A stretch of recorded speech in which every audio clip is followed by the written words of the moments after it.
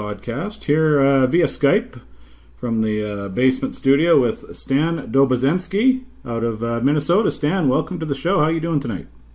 Doing great, Ryan. Thanks for having me, man. Oh, this is great. So you're a competition barbecue guy as well. You're involved with the Minnesota BBQ Society, correct?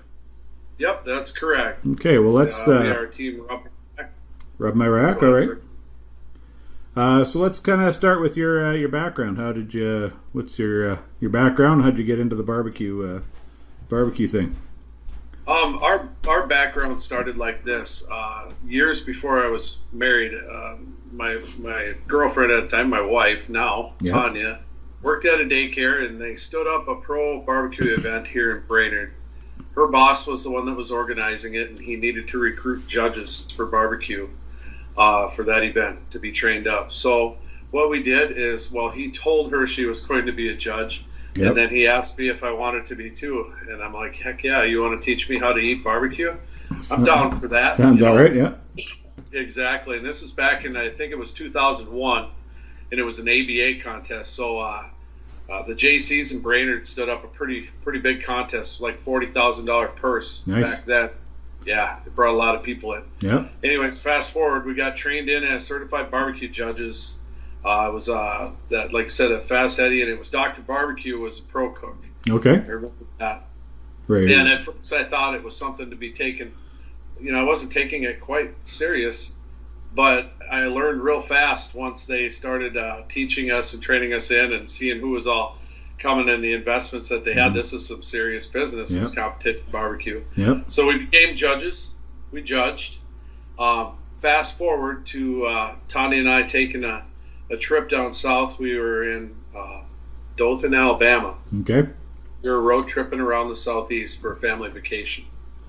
And we stopped at a contest called Smoking the Wiregrass there in Dothan.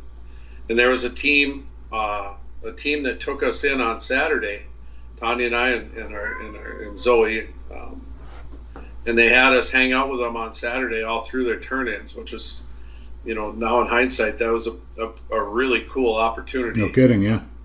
Yeah, right. And I told Tanya afterwards, I said, holy moly, this is the side of the tent that I want to be on. Yeah. We need to learn how to do this, Yeah. So for Father's Day, her and my daughter bought me a Weber Smoky Mountain. My very first smoker was a 18.5 WSM.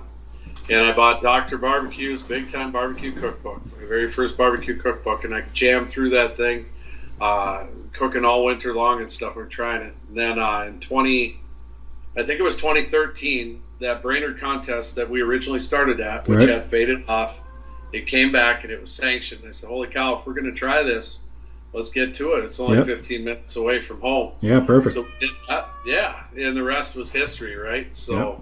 we enjoyed it, and Tanya and I and the kids, we all do it as a family, and we have a blast. Awesome. And that was, that was 2013, you said? Yeah, it was 2013. That first year, so we had never done a backyard or anything like that. We jumped right Yep. into the fire. We learned real quick how welcoming the barbecue community was. Absolutely. John Parrothead taught Tanya how to build a box on the side of Laurel Street in downtown Brainerd at about 1 in the morning.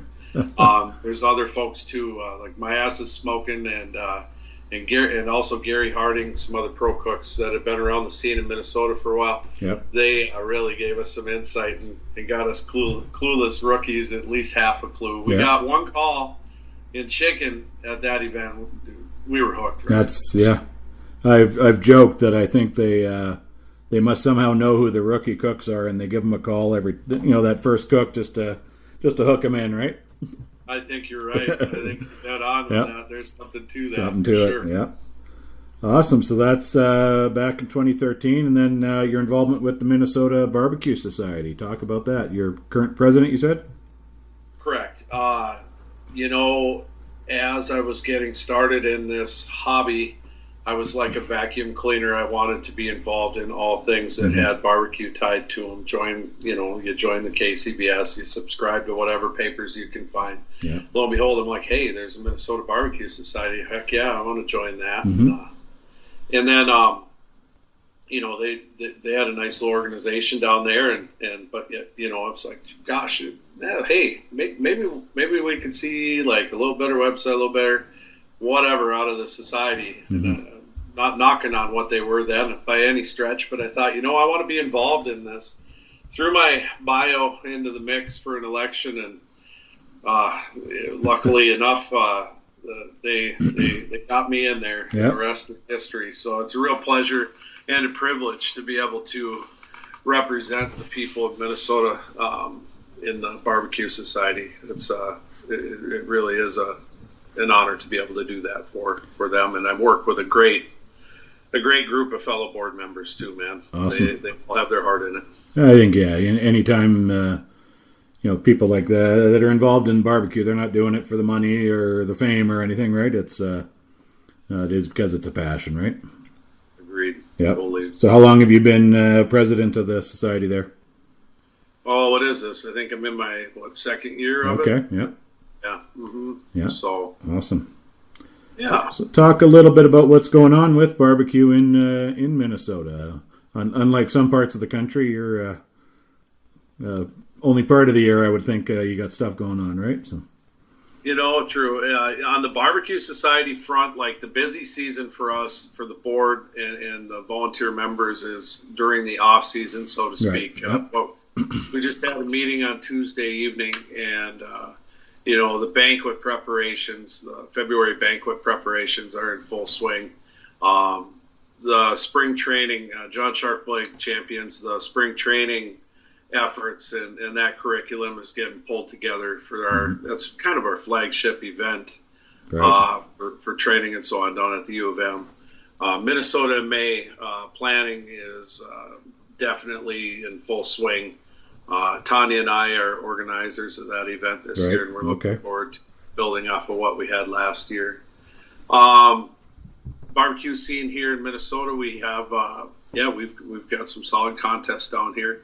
Unfortunately, we did lose a few contests last year, but hopefully we'll see some of those get built, reappear, or new ones will pop up. Right. We've got a burgeoning backyard team of the year program going on in the backyard community. Is really pulling together and growing in this state. I think that's an accurate statement there. Last year, the MBS stood up a backyard team of the year program, kind of a pilot year. Yep. And it took off really well. The teams are really into it. So I think for rookies or people just getting into it, it's a great way to kind of dip your toe in, right? Absolutely. And there was a really exciting thing that we tried last year. There was a meeting late last year prior to Minnesota in May. Member Matt Falk was at the meeting, and he suggested, hey, have you guys ever considered having like a mixer of sorts, or maybe a mentor or a one-on-one type of deal at your state contest between the backyard teams and the pro teams? I'm like, no, we haven't. I've heard of that concept out there in the social media before, but to my knowledge, it had never been put into play full swing at a contest. I said, heck yeah, let's get behind that and go for it. So what we did is the backyard folks that came to the contest could come in on Friday night, and they'd camp there an extra night. They'd hang out. What we would do is we had them elect to, they'd sign up on their sign-up sheet, hey, do you want to take part in a one-on-one? What we would do is we would pair them up with a willing mentor pro team for an hour-long session. Okay. And we would, yep. So we would take them in, we would match them, and there was a ton of pro teams who jumped on board with it, and there was a lot of backyard teams that jumped on board with it, and we kind of rough framed out a time, but then ultimately we just were matchmakers and said, you guys figure out what works for you both. Yep. And the mission at play was kind of about, it was multifaceted. It was not just, hey, go in there and get a playbook from these guys. It's what you make of it. They might ask about boxing. They might ask about some parts of the process. They might ask about mindset, or see the rigs, or just, the whole general bonding, if you will. Absolutely.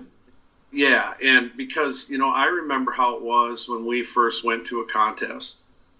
And you pull in, and you look around, Yeah. and you see all walks, man. I mean, you'll see, right now you can pull into a contest, and you might see a $500,000 rig. Yep. And you'll see another fellow with a Buick and a 5x8 and 2 cans on it. Yeah. Doesn't mean squat about who might take that victory. Yeah. But, it can be a little daunting. Absolutely, and kind of have that perceived wall, which you don't want to see. Because it doesn't matter who you are or what class you're competing in. We're all in this outdoor live fire cooking operation together. So, yeah. And, Ryan, it was pretty cool. You could see a bit of results even at the awards at that same contest because, typically you go to a contest and you have backyard awards and all those teams are there. Yeah. They collect their hardware. In the meantime, maybe the pro teams are chatting amongst themselves, hanging out and not really engaged. Sure. There was much more engagement on that front. And then typically after that section, you see a lot of the backyard teams roll. They'll kind of clear out as pro teams go into their words. Heck, they all stayed. You know what I mean? Yeah, it builds that camaraderie, right? Yes. So it was pretty exciting. So Nice. That's going to return this year, and we're going to try and build upon that too. I like that. Like that idea. Oh man, I hope to see it more and more out there. It's awesome. Yeah. No, I know the Canadian Barbecue Society up here has done something. Not just a competition level, but if you're a backyard team or somebody looking to get into it, you can reach out to them, and they'll put you in contact with a pro team. Nice. Just a kind of a similar type of idea, mentorship. But I like that idea. Just it's the commitment to 1 hour or whatever. It's not a big deal, and right. Yeah, you build those bonds, right? So absolutely, and honestly, if you show up cold to a contest or you're totally green. Man, you have no clue what they might be looking for in that tent. And if you can get, a couple takeaways that might just kick you up there and you see a little bit of success, just like you said earlier, line and sinker, man. You're caught. Yeah. So. Yeah, I did my first backyard cook this past May. Oh, cool. Yeah, and then actually the next day helped out Rob from Big Smoke a bit with his because he was running solo that weekend, so... cool. That was his box runner. Oh, yeah. Rob's a good man. He is, yeah. He's MBS member, too. Yeah. Yes, he is, yeah. Yeah, well, that's, yeah. Pardon? No, that's how he told me he put me in touch with you, so that... Oh, yeah. Well, that a boy. Yeah. No, those guys, that's a hard-working pair right there. Yeah, no kidding. Yeah, they've just moved into their new restaurant. They moved, so... Yeah. Got some, I wish them all the best. It's fun to watch that. It is. Fun to watch that place succeed. It is. Yeah, I was back because I'm from Winnipeg originally. Okay. So I was back there in the spring, and we took the little drive out to their previous location, check it out. So. Sure. Yeah, making some good food. So keep it up.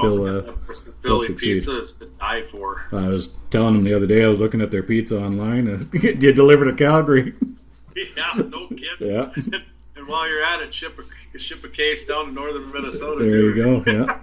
So you're in Brainerd? Yeah, I am. Now whereabouts is that? I'm not. I've heard of it. So technically, Brainerd's 10-15 minutes away from here. Technically, we're in Fort Ripley, Minnesota. Okay. Not to be confused with Camp Ripley. Right. We're 2 hours north of Minneapolis. All right. About 2 hours from Duluth. Right. Okay. We live in the middle of the woods, so to speak. Yeah, you're out there a little bit. Yeah, we're woods people. Yeah, so. Perfect. So I know you guys have been traveling a little bit outside of Minnesota for some different competitions and stuff. Talk about some of the travels you've done over the years with barbecue. I don't have the total miles that we stacked on this year, but I can say I've got a 2017 Ford with dang near 100,000 miles on it. So we hit the ground pretty hard this year. Yeah. We had a little spring fever in April. Yeah. We jumped in the truck and went down to Southwest Tennessee and started our season in Savannah. And that was an absolute kick to get out of our normal region and, knock a little dust off or rust off or maybe knock the icicles off and get a cook in. Yeah. From there, excuse me, I'm misspeaking. In January, we did Florida Pig Fest. Okay. So we treat that, it's almost like a family vacation. We Yeah. go down, well, it is a family vacation. We go down. The previous year we had done Disney World with it. Yeah. This year we went down. I went with Carl Griffith out of Whiskey Bent there. Okay. Yeah. We did a pig hunt. Nice. Went out and did Wow. more, and that was a kick. No kidding. Not like Yeah. walking back into a hotel room at 12:30 full of mud with a knife hanging off your side. We mixed a little harvesting with barbecuing. You can Nice. say that. But Yeah. no, man. So we did Pig Fest. Then after that, it was Little Rock, Arkansas for that KCBS Invitational thing they had going on. Right. Then Savannah. Then we did a couple of minutes. We had a couple contests in Minnesota. We did all the South Dakota ones. Another really cool first for us this year was to go up to Morris, Manitoba, Oh yeah. Yeah. and we did that contest there. What a Awesome. blast! Yeah. Man, it was only like almost just a little bit less than 5 hours away. Yeah. It's not bad. No, Yeah. yeah, we looked in painless drive. Yeah. It was that we had a blast up in Canada. I Yeah. hope we can get back up there again. Yeah. No, I know folks from Winnipeg travel down to Minneapolis for baseball games and stuff pretty regularly, so it's not too bad a drive. So. You bet they do, and there's a pile of judges that come down from your way as well. Is there? Yeah. Yeah, there really is. Yeah. Well, good to get away a little, right? Yeah. So after that, in terms of road trip comps, we did a Missouri contest in Warrensburg. We had the Royal. Great year at the Royal this year. That was probably our season highlight. Yeah. Honestly, was that 5th runner up at the Invitational. Nice. That was that was an incredible feeling. I know it wasn't first, but that was pretty wicked. Yeah. Yeah. Such a family reunion down at the Royal too, with all the teams from all over the place. But we were drawn. It was our 4th year in the Jack Draw, so that's how we wrapped up our season. We had like this dream barbecue road trip because Royal Oak Charcoal were Oak team. They stood up a Royal Oak Invitational, so it was down in Roswell, Georgia, at their beautiful headquarters, and we held that contest, and then we left from there and went up to Tullahoma, Tennessee, and touristed around for a while, and then hit the Jack Daniels. And not a bad what way to go. Huh? Not a bad way to go. Spend a few days. Heck no, it wasn't bad. I'll tell you. I having never been there, I didn't really know what to expect. And another fella, Jason, part of the Lynchburg mob, I think he was the one that put it this way. He said, when people ask, if people ask which contest I should go to, the Royal or the Jack, it was either Jason or it was Craig, the Barbecue Ninja. One of these two guys said this. I don't recall which, but either way, they hit it on the head. They said, well, the Royal, that's like going to a nightclub. Yeah. The Jack is like going to a campfire. All right. And and they really drew a bow around that one, man, because it's just it was a really special experience. Right on. So it was a fun year, right? Yeah, nice to be able to do both of those. That's pretty awesome. It did, man, and we didn't have the I would say we probably didn't have as strong of results this year as we did the previous, but so be it. Yeah. We did our thing, and Yeah. we're going to do it again next year. So do you find with kind of traveling around I'm assuming these are all KCBS contests. Correct. In the different regions, do you find the judging to be a little different from region to region? Looking for different types of things? Or? Well, man, we don't change a thing. Yeah. And maybe we should subtly. I'm not really sure. As of right now, I'm not convinced that would be the case. We're going to keep our game and run our program. Yeah. And, about the only thing, unfortunately, kind of found consistent this year is we know how to win a table and have that equate to a 19th or a 23rd or even down to a 32nd place. But that's luck of the game, you know. Yeah. And I don't waste my time getting wound up about judging. Yeah. You know what I mean? Yeah. So to answer your question, no, we don't change anything for regional things.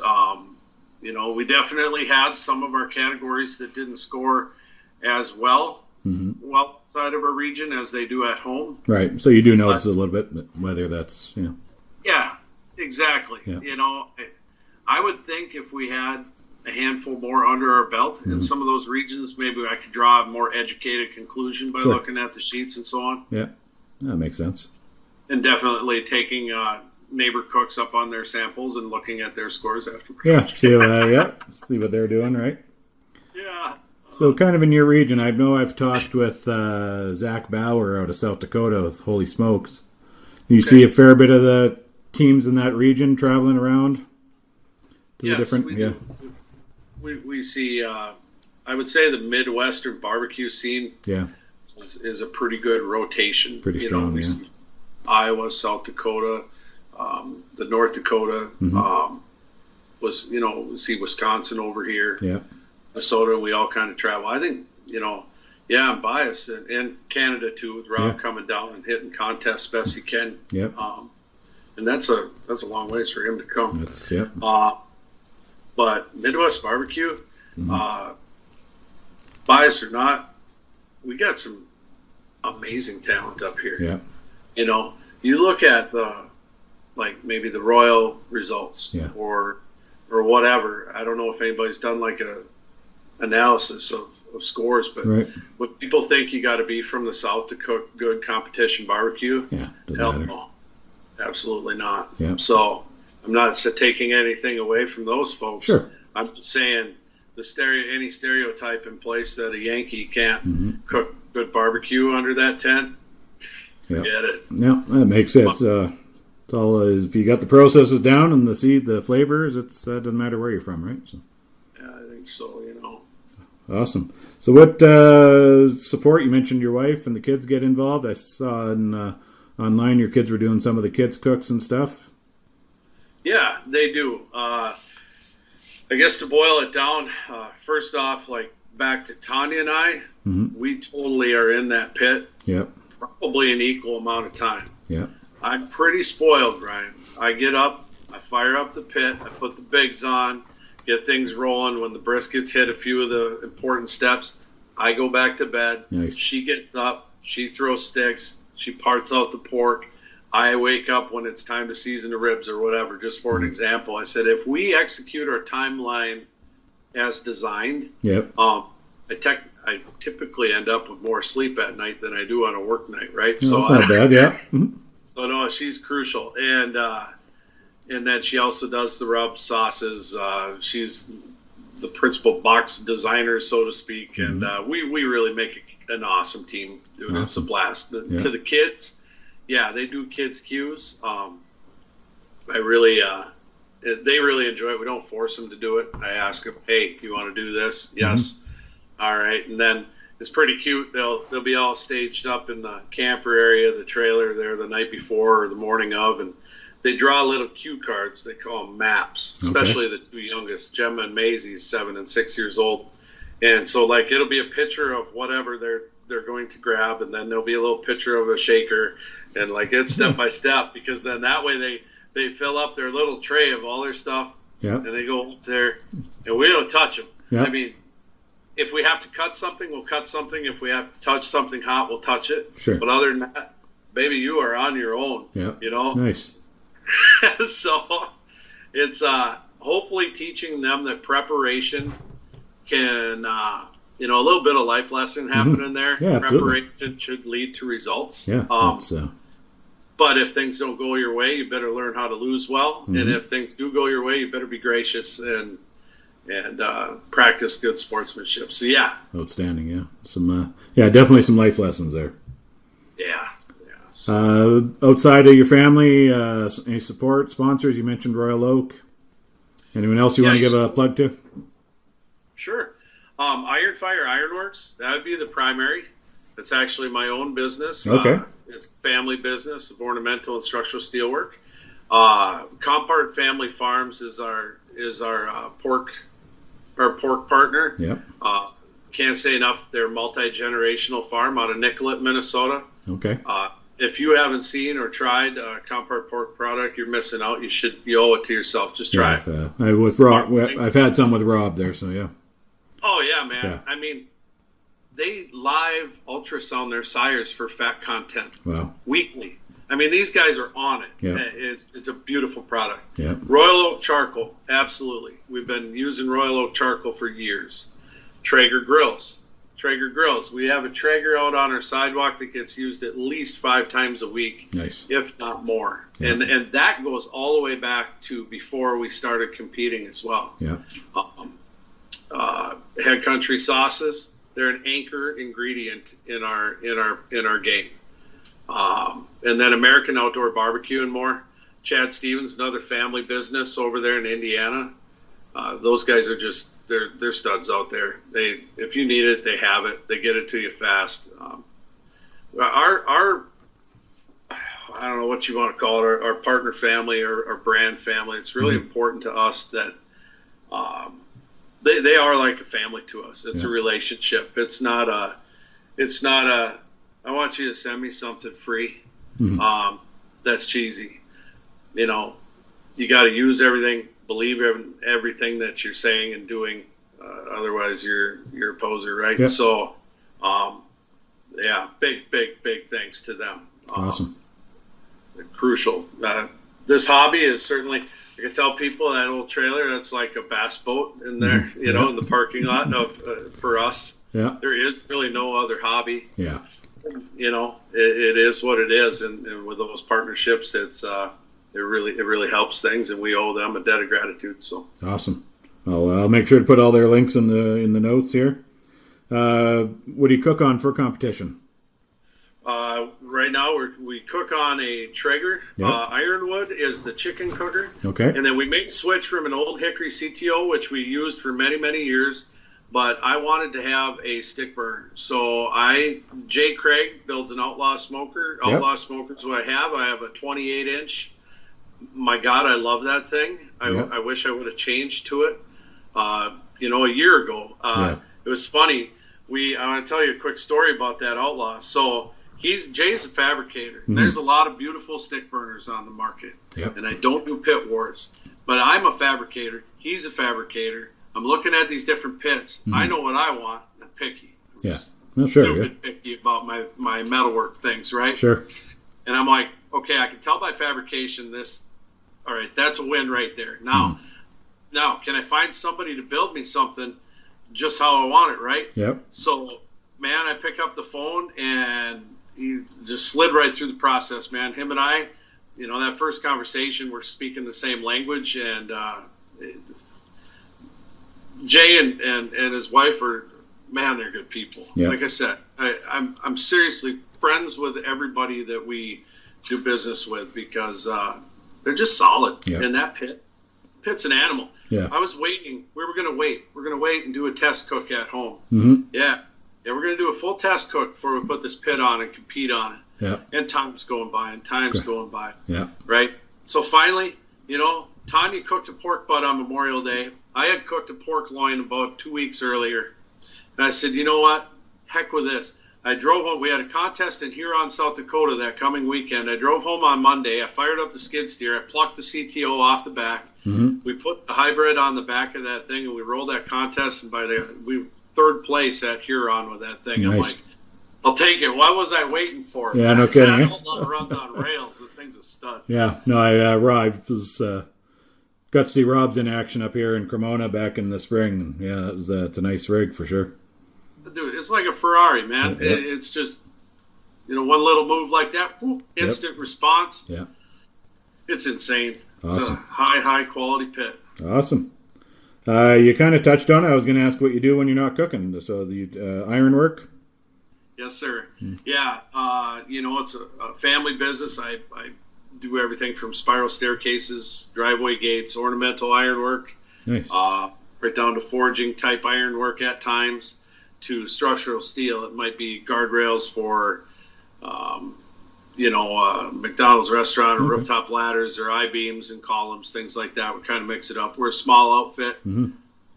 Mom and my dad started the business back almost 40 years ago. Nice. Yeah, and I had to work there. I had no choice. That was family business, right? Yeah. So, and now it's almost like a repeat of the whole thing because Tanya works for me. Yeah.